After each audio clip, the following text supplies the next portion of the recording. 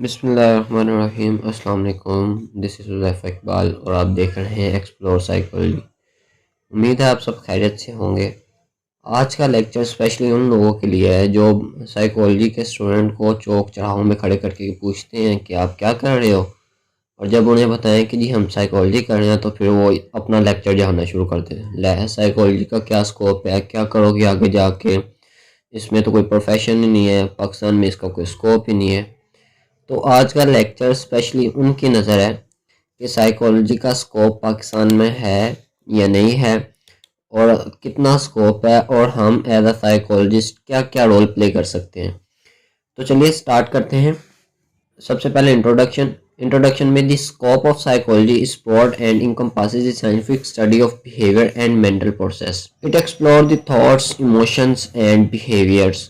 ये एक्सप्लोर करती है इंसान की थॉट्स को, उसके इमोशंस को और उसके बिहेवियर को, कि वो किस सिचुएशन में कौन से इमोशन के साथ कौन सा बिहेवियर परफॉर्म कर रहा है, वो क्या सोचता है, उस सोच में उसके क्या इमोशंस आते हैं और उस इमोशन में उसके क्या बिहेवियर बनते हैं। सबसे पहले हम क्लिनिकल साइकोलॉजी को डिस्कस करेंगे। क्लिनिकल साइकोलॉजी क्या होती है? Clinical psychologist diagnose and treat mental health disorder. Clinical psychologist क्या करते हैं कि मेंटल हेल्थ डिसऑर्डर्स को डायग्नोस करते हैं।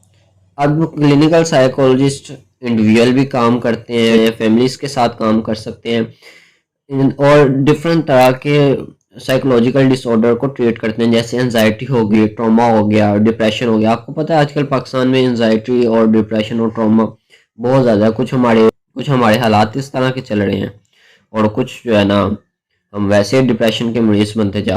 तो आगे अब ये करते क्या है? They provide therapy, counselling and psychological intervention to help people overcome emotional and psychological challenges. ये लोगों को थेरेपी प्रोवाइड करते हैं, काउंसलिंग प्रोवाइड करते हैं और उन्हें उनके जो इमोशनल चैलेंजेस होते हैं उनमें मदद करते हैं ताकि वो उन्हें ओवरकम कर सकें। दे work in hospital, mental health clinics, private clinics and other health care setting. अब साइकोलॉजिस्ट जो है वो हॉस्पिटल में भी काम करते हैं, वो अपने अलग से क्लिनिक भी बनाते हैं, वो डिफरेंट क्लिनिक्स में भी काम करते हैं। तो ये था क्लिनिकल साइकोलॉजी और क्लिनिकल साइकोलॉजिस्ट का रोल। नेक्स्ट हम देखते हैं counselling psychology. Counselling psychologist help people manage and overcome personal challenges, stress and emotional difficulties. ये क्या करते हैं कि लोगों के पर्सनल चैलेंजेस हैं, स्ट्रेस है, इमोशनल डिफिकल्टीज है, या इसके अलावा एंजाइटी है, या और भी जो भी उनका पर्सनल मामला होते हैं जिनकी वजह से उनकी डेली लाइफ के फंक्शनिंग में प्रॉब्लम आ रही होती है, तो उन्हें डील करते हैं और उन्हें जो है ना उन्हें थेरेपी प्रोवाइड करते हैं। They work with client to improve their mental wellbeing. अच्छा, अब हर साइकोलॉजिस्ट का क्या काम है कि उसने मेंटल वेलबींग इम्प्रूव करनी है अपने क्लाइंट की। आपको पता है कि अगर हमारी सेल्फ स्टीम लो हो तो हमारा कोई भी काम करने को दिल नहीं करता, हम लो फील करते हैं, हम अक्सर कहते हैं ना, यार आज मेरा दिल नहीं कर रहा काम करने को। तो साइकोलॉजिस्ट बेसिकली उस मेंटल वेलबींग को इम्प्रूव करने के लिए लोगों की मदद करते हैं। नेक्स्ट है educational psychologist. Educational psychologist study how people learn and develop with in the educational setting. अब एजुकेशनल साइकोलॉजिस्ट क्या काम करता है कि ये देखता है कि जो स्कूल का इन्वायरमेंट है, जो लर्निंग का इन्वायरमेंट है, जो एजुकेशनल सेटिंग्स हैं, क्या वो इस तरीके की हैं कि लोग उसमें अच्छी तरह तालीम हासिल कर सकें, उनका इन्वायरमेंट इस तरह का है। They may focus on curriculum development, classroom management, learning strategies. अब ये क्या करते हैं, ये जैसे अब हम देखते हैं कि आजकल जो है ना टीचर्स की वर्कशॉप चल रही है, तो उस वर्कशॉप में क्या सिखाते हैं? बेसिकली उस वर्कशॉप में साइकोलॉजिस्ट यही सिखाते हैं कि किस तरह क्लासरूम को मैनेज करना है, किस तरह बच्चों की लर्निंग स्ट्रेटजीज को मैनेज करना है। फॉर एग्जांपल जो अक्सर हम कहते हैं कि बैक बेंचर्स जो हैं वो पढ़ते नहीं है, तो ये साइकोलॉजिस्ट जो हैं वो सबको देखते हैं कि बैक बेंचर्स को किस तरह ट्रीट करना है, जो बच्चा थोड़ा लो है उसे कैसे डील करना है, जो हाई है उसे कैसे डील करना है। ये सारा मैनेजमेंट जो है वो educational psychologist. They assess learning disabilities, provide counseling and develop intervention to enhance student educational experience. अब ये क्या करते हैं कि ये देखते हैं अगर कोई बच्चा है जिसमें लर्निंग डिसेबिलिटीज आ रही है तो देखते हैं कि क्यों डिसेबिलिटीज आ रही है और इस डिसेबिलिटीज को कैसे कम किया जा सकता है। उन्हें काउंसलिंग देते हैं, उन्हें उन्हें उनके साथ सेशन कंडक्ट करते हैं, उनकी रीजंस जानने की कोशिश करते हैं, क्या कोई डोमेस्टिक प्रॉब्लम तो नहीं है उनके साथ जिसकी वजह से बच्चा परफॉर्म नहीं कर पा रहा। अक्सर होता है हमारे साथ कि हम देखते हैं अपने स्कूल सेटिंग्स में कि बच्चा जो टॉपर है वो अचानक डाउन होना शुरू हो जाता है। तो उसके पीछे उसकी रीजंस होती हैं। वो कोई ट्रॉमा कैरी कर रहा होता है, उसके घर में कोई डोमेस्टिक प्रॉब्लम चल रही होती हैं जिसकी वजह से वो अपनी स्टडी पे फोकस नहीं कर पा रहा होता।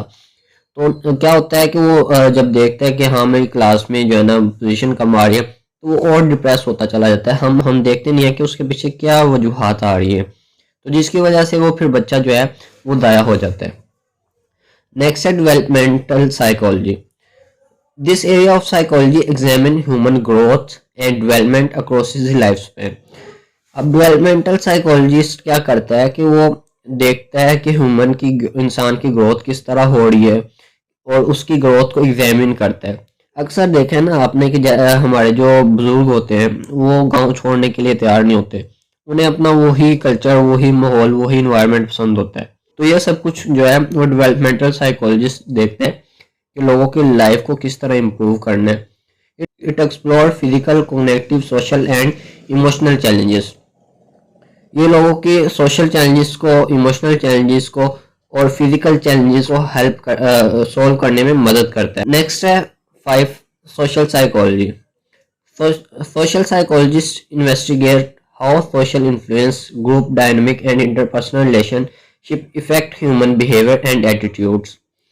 अब सोशल साइकोलॉजिस्ट क्या करता है कि देखता है कि किस तरह सोशल लाइफ जो है इंसान की वो इफेक्ट कर रही है इंसान के बिहेवियर को। फॉर एग्जाम्पल अक्सर ऐसे होता है कि हम किसी ग्रुप में या किसी जगह बैठे होते हैं तो उसमें कोई एक बंदा राय दे तो सारे उसी के पीछे चल रहे होते हैं। या अक्सर क्लास में इस तरह हो जाता है कि कोई एक बच्चा यस या नो में आंसर करे तो सारे फिर यस यस ही कहते हैं, या कोई नो में कह दे तो फिर सारे नो में कह रहे होते हैं। तो ये सोशल साइकोलॉजिस्ट देखता है कि किस तरह एक का बिहेवियर दूसरों पर इन्फ्लुएंस हो रहा है। नेक्स्ट है इंडस्ट्रियल एंड ऑर्गेनाइजेशनल साइकोलॉजी। इसे आईओ साइकोलॉजी भी बोलते हैं। IO psychologist apply psychological principle to work place set. Industrial psychology क्या करता है कि साइकोलॉजिकल प्रिंसिपल को वर्क प्लेस सेटिंग्स में अप्लाई करता है। फॉर एग्जाम्पल किस तरह, they work on issue related to employ motivation, job satisfaction, leadership and organisational behaviour. अब ये वर्कर के साथ काम करता है। फॉर एग्जाम्पल कोई वर्कर परफॉर्म नहीं कर पा रहा तो देखता है कि ये क्यों नहीं परफॉर्म कर रहा, तो उसको मोटिवेशन देता है ताकि वो काम ज़्यादा करे। फिर मोटिवेशन से क्या होता है कि लोग जो है वो अपनी फुल एफर्ट करते हैं और अपना फुल 100% आउटपुट देते हैं। बाद leadership.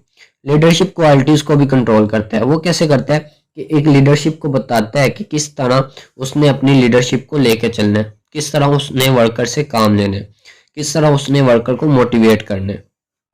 IO psychologists specialize in the workplace focus on topics such as employee motivation। अब आयन मतलब एम्प्लॉय को मोटिवेट करना ताकि वो ज़्यादा से ज़्यादा काम करे, जिससे क्या होता है कि ज़्यादा से ज़्यादा प्रोडक्शन होती है। नेक्स्ट है हेल्थ साइकोलॉजी। अब health psychologist study the psychological factor that influence physical health and wellbeing. अब ये नहीं है कि साइकोलॉजिस्ट जो है वो सिर्फ इमोशनल को, एंजाइटी, डिप्रेशन और इसको ही कंट्रोल करता है, नहीं, बल्कि ऐसे कौन से साइकोलॉजिकल फैक्टर हैं जो हमारे फिजिकल हेल्थ को डिस्ट्रॉय कर रहे होते हैं, फिजिकल हेल्थ को डिस्टर्ब कर रहे होते हैं। दे explore topics like stress management, health behaviour change and mind body connection. अब ये क्या करता है कि ये स्ट्रेस मैनेजमेंट, मतलब फॉर एग्जांपल आप जाते हो हॉस्पिटल में जाते हो तो आप तो अपना नॉर्मल जनरल चेकअप करवाने जाते हो तो वो डॉक्टर आपको कोई स्वेयर बीमारी बता देता है कि आपको ये फलां बीमारी है, तो फ़ौरन क्या होता है कि पेशेंट जो है वो एंजाइटी प्रोवोक करना शुरू कर देता है, वो डिप्रेस हो जाता है कि यार मेरे में ये बीमारी ये कहाँ से होगी। तो वहाँ पे हेल्थ साइकोलॉजिस्ट का काम होता है। वो क्या करता है, वो उसे कूल डाउन करता है, वो उसे रिलैक्स करता है, उसे बताता है कि टेंशन की कोई बात नहीं है, उसे समझाता है, जिससे क्या होता है कि उसकी जो फिजिकल बीमारी होती है वो भी जल्दी कवर अप हो जाती है और वो मेंटली भी डिस्टर्ब नहीं होता। Health behaviour change.